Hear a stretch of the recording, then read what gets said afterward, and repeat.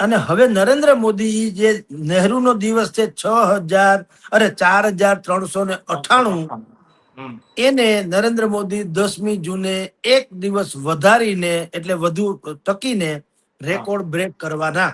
પણ નરેન્દ્ર મોદી પાસે તો હજી લાંબુ કેરિયર, પણ એ 4,398 કે 99 એ દિવસો નથી. એમ જો નરેન્દ્ર મોદીએ રેકોર્ડ ખરેખર આંકડાની દ્રષ્ટિએ તોડવો હોય તો સર્વાંગી રેકોર્ડ તોડવો પડે, અને સર્વાંગી રેકોર્ડમાં હજી બહુ લાંબી મંજિલ કાપવી પડે એમ છે.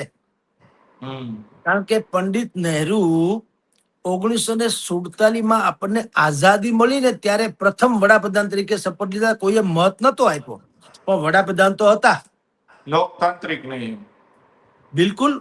એટલે ત્યારથી શરૂ કરો, 1947 થી શરૂ કરો, 51 ચૂંટણી થઈ ત્યારથી શરૂ કરો, અને તેઓ શ્રી 1964 જે એનો દેહાંત થયો, એમ આખા એની રાજકીય કેરિયર દરમિયાન તમે જુઓ તો પંડિત નહેરુ કેટલા દિવસ વડાપ્રધાન રહ્યા? ખાલી 4,398 એવું નથી, એ રહ્યા છે 6,131 દિવસ.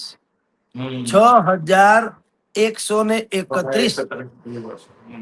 હવે નરેન્દ્ર મોદી અત્યારે જે કરવા જઈ રહ્યા છે એનો રેકોર્ડ એ છે વધીને 4400, સમજો ને 4,400.